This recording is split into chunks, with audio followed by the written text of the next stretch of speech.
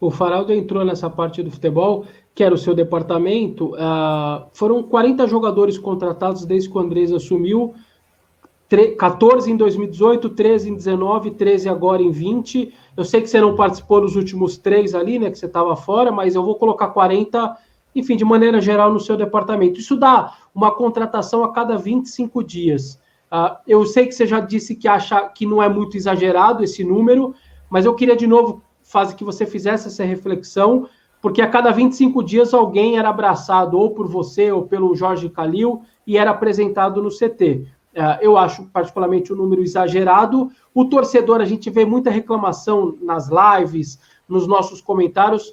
A diretoria fala que não paga 1 milhão para um jogador, mas paga 3 caras, mais ou menos, 300 pau. O que dá o mesmo 1 milhão, era melhor ter um de 1 milhão que resolve a sua vida e você não pagaria 3 caras, etc. Tal, que é uma linha de raciocínio. Eu sempre uso, para mim, a situação do Fagner como exemplo.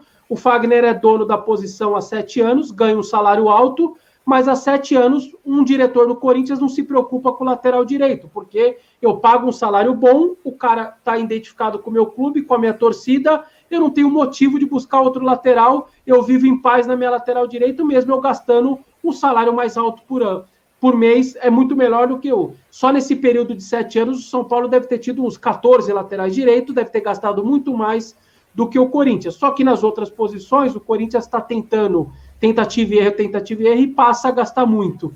Eu queria que você fizesse uma avaliação se esse pensamento vai ser mudado daqui para frente, se você, depois de essas contratações todas, e aqui não vou entrar em mérito se é A ou B ou C, mas eu digo do volume, se não era melhor, até por uma mudança de perfil do torcedor do Corinthians, que hoje é muito mais exigente, claramente, depois dos títulos, é um torcedor muito mais exigente, isso está claro. Mano Menezes, quando voltou para o clube, disse que percebeu isso na arquibancada, sentiu no ar que a exigência daquele Corinthians de 2008, 9, 10 mudou, então ele estava com isso na cabeça. Eu queria saber se você fez uma reflexão sobre isso, se muitas vezes o que é menos, na verdade, é mais, porque você está gastando com um só, gasta muito, mas gasta com o cara certo. Ótima pergunta, Alessone. Em primeiro lugar, eu acho bacana, todas as vezes que eu dei entrevista, falei, e legal você colocar o número de 40 jogadores, vocês sempre levantam dados, acho isso interessante. Tudo que eu falo em qualquer outra entrevista, vocês acabam colocando os números exatos. Lógico que a gente em campanha, e como você iniciou a entrevista, eu não sou responsável por todas as categorias, todas as contratações, mas não me nego a responder nunca me neguei e me escondi de qualquer tipo de resposta, só acho que é legal pela atenção que vocês têm comigo, de tudo que eu falo, vocês colocam os números corretos. Então, o ex-presidente Mário Gobi, por exemplo, em diversas entrevistas, falou que eu contratei 92 jogadores. Eu não vi essa correção feita por vocês a ele, mas em relação a mim não tem problema, eu respondo. Hoje a gente tem, realmente foram 40 jogadores, né, nessa época do profissional, a gente não pode esquecer, nesse meio do caminho, os jogadores que terminaram o contrato, né? Muitas vezes nesse número, eu não sei se você considerou também, por exemplo, o Sid Clay foram 2 vezes, ele veio por empréstimo. É, o único, 40 sendo ele 2 vezes, é isso. Perfeito. Então, e em relação a jogadores, você citou aí o Fagner, né? Então, o Fagner é um lateral fora de série. Nesse caso, lógico, você tem um Fagner, você citou São Paulo também, que treinou com 10, 12, sei lá quantos para acertar um lateral. Não existe 2 Fagners, né? Em outras posições isso acontece também. Então, vamos dizer, o atacante de beirada que muitas pessoas falam, né? O Corinthians fez alguns investimentos em apostas em jogadores que podem ter potencial futuro e que o treinador pediu como alternativa.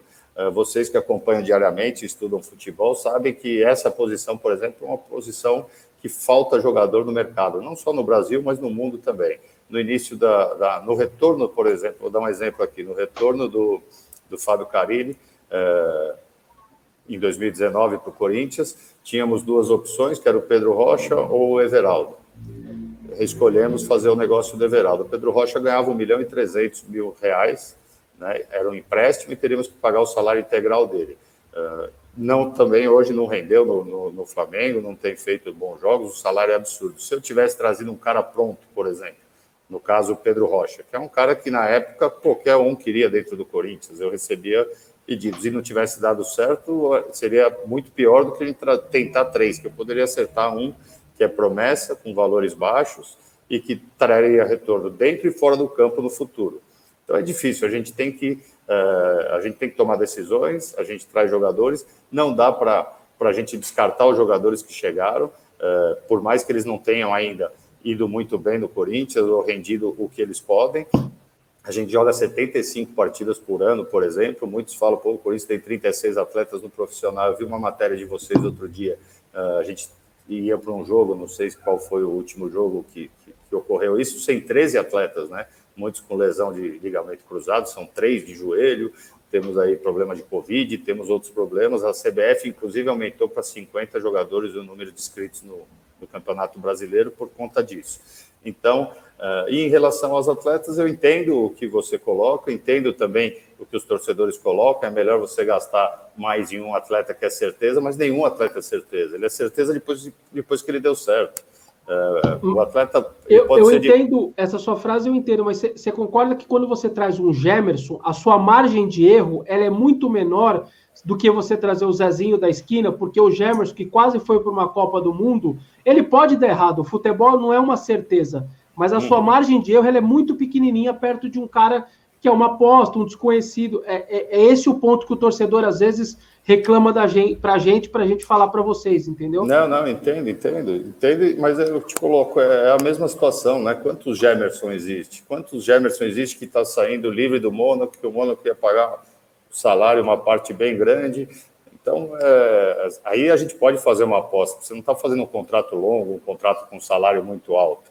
Mas a gente tem vários exemplos de jogadores top de linha que chegaram no Corinthians, que todos tinham certeza que ia jogar e que ia dar certo, que custaram caro, tanto em contratação como também em salário, e não renderam nada. E aí o prejuízo também é muito maior, né? Então, você tendo jogadores... Então, depende muito do momento, depende do mercado e depende da posição para a gente poder discutir em cima disso, entendeu? É lógico que a gente prefere trazer um jogador formado que chegue, põe a camisa e jogue, e que a gente não tenha risco nenhum, mas nada garante isso, né? A gente tem aí exemplos muitos, né? O Luan, por exemplo, fez boas partidas agora. Para mim, jogou muito contra o Grêmio, mas o Luan é um cara que foi o rei da América, o Luan é um cara que ganhou a Olimpíada, o Luan é um cara que é corintiano, que a torcida adora, que tem... E muita gente critica, pô, não deu certo, é raro. Não, ele ainda vai jogar no Corinthians, eu não tenho dúvida nenhuma, está começando a melhorar, está começando a ter o ambiente, o momento, cada um joga, né? Depende da pessoa. Então, o problema é que se vê muito escândalo onde não tem. Então, tudo tem explicação, e tem sempre os dois lados, né? A gente tem que tomar decisões.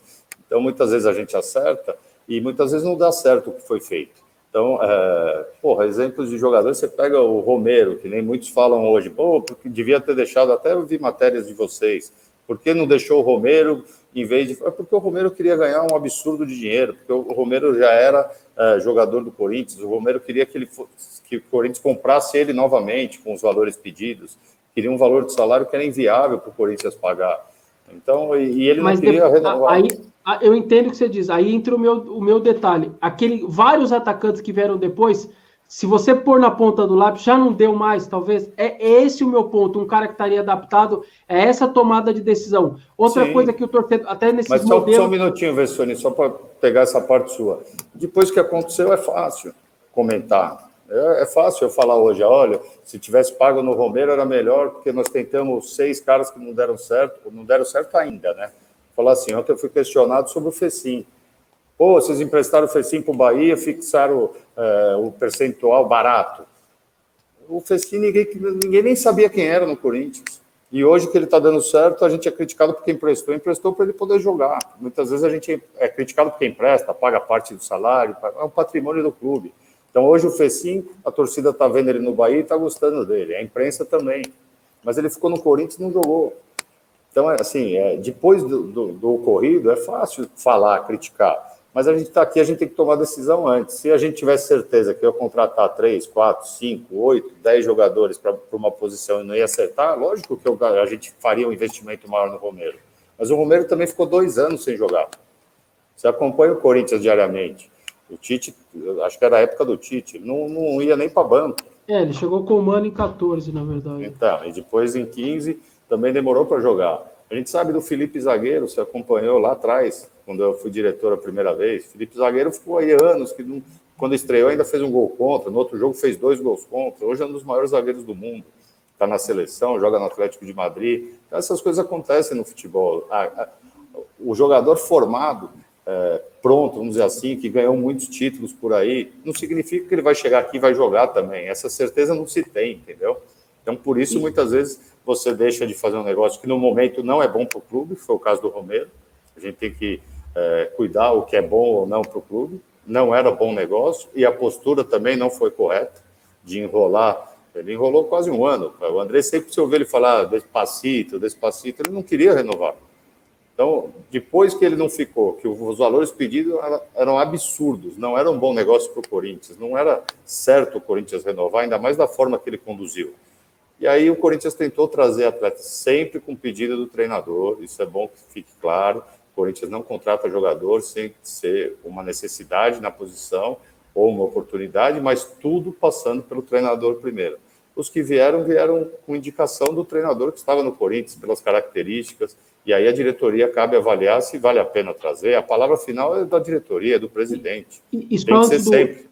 Do Faraldo fazer a dele também, só para não, nesses modelos de negócio, uma das reclamações, por exemplo, e aqui não é nada contra o Jonathan Cafu, você nem estava ali agora recentemente, mas eu quero que você fale do modelo de negócio. Um jogador de 29 anos que está lá jogando num time da Arábia, há necessidade, por exemplo, de fazer 3 anos e se prender a esse cara 3 anos e 3 meses, de ser obrigado a pagar o salário? Porque você, como Corinthians, um dos clubes mais importantes do país e do mundo, não chega para o empresário, o Jonathan Cafu, e aqui, repito, não é ele, é o estilo, é o modelo Jonathan Cafu. Deixa eu te falar, você vai jogar no Corinthians, eu estou fechando o contrato com você de 1 ano, se você fizer a sua performance que a gente espera que você faça, eu faço com mais 2. Por que já 3 de cara? Por que o Corinthians, nesse caso, entre aspas, se rebaixa ao empresário e não se impõe como uma instituição de 110 anos com esses jogadores que, queira ou não queira, são apostas que estão meio que abaixo do mercado? Não dá para se impor nessa hora? Bom, o discurso é muito bonito, mas não. Existe a possibilidade do negócio, a forma do negócio que é proposto. Do outro lado da mesa existe os interesses do outro lado. Cabe ao Corinthians aceitar ou não. Agora, falar aqui é o Corinthians, você vem e joga assim, senão eu faço depois. Tem casos que sim, tem casos que não. Te dou exemplo aqui do Casares, do Otero, do Fábio Santos, jogadores que vieram de graça. O caso do Fábio e do Casares rescindiram, vieram em definitivo, mas aceitaram fazer só 1 ano. Esse pode ser que daqui, se eu for eleito, por exemplo, ou o próximo, mas daqui 6 meses, eu posso estar sendo criticado por vocês, mesmo não estando mais aqui no Corinthians, porque eu fiz só 1 ano. Entendeu? O outro lado. Fiz só 1 ano. Aí ele vai vir e vai pedir, eu quero 10 milhões de luva para renovar. O Corinthians, que absurdo, por que não fez 3 anos de contrato? Traz o cara, faz o cara jogar e agora está na mão do jogador. Vai ser criticado, você, eu, a diretoria, quem tiver no momento e quem fez o negócio, que fomos nós. Então, do mesmo jeito, você entende? Tem os dois lados. Em relação ao Jonathan Cafu, foi avaliado que era um bom negócio e vamos esperar ele jogar também, nós não sabemos, né? É aquilo, aí daqui a pouco ele joga muito, aí 3 anos foi pouco.